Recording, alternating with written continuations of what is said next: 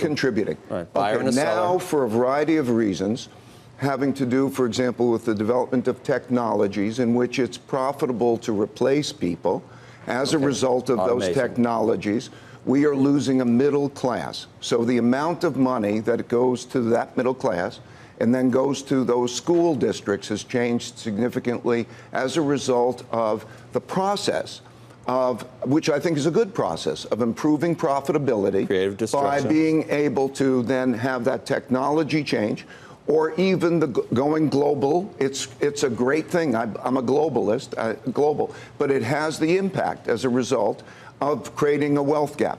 And such other things along those lines have changed the resource allocation so that that resource allocation is leading to a result. So I'm a mechanic, an engineer when it comes to capitalism. But your fixes are not to capitalism. Your fixes are to things like tax policy, or to things like improving public education. But to do that, you gave $100 million. No, wait a second. You can't separate tax policy from economic policy. Okay? You can separate it from capitalism. No. You can't separate it from capitalism. For example, I'm a practical guy, right, in the markets. And what happens is, if you change, let's say, corporate tax rates, which we did, which was beneficial to getting us productivity at the corporation level, that has an effect. It has an effect of how money flows. So we're talking about engineering. My point is, you can't say that capitalism is apart from tax policy.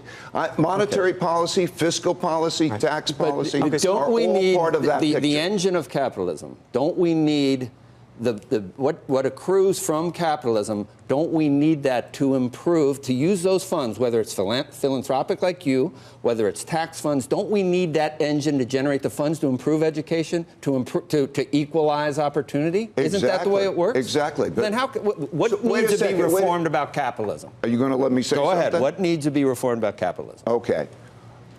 Do we agree that it is not delivering equal opportunity? Yeah, you keep saying that, but yes. Okay, so we need. Okay. But you can't do an experiment without controlling. Can you answer my question?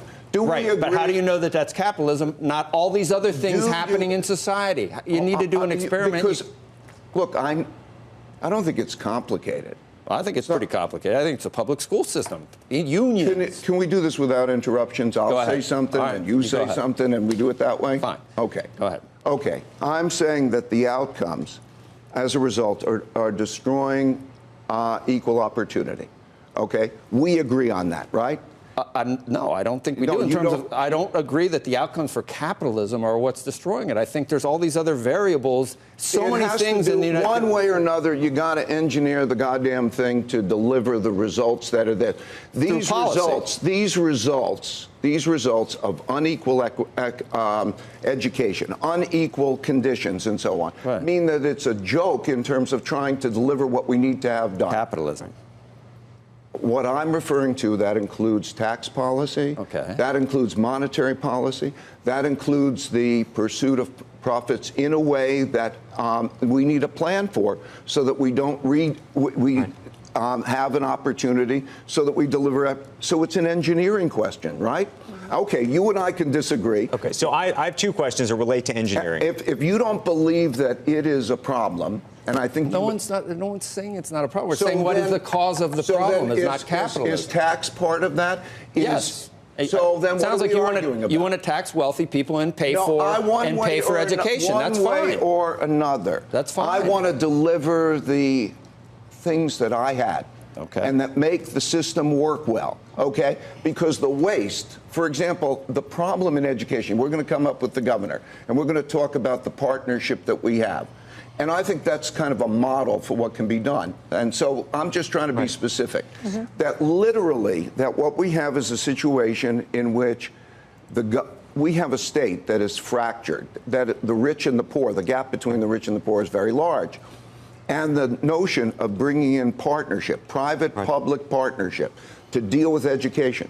They have a $900 million a year expense for prisons for people who are incarcerated as a product of a system that doesn't educate children properly, doesn't give them jobs and opportunity.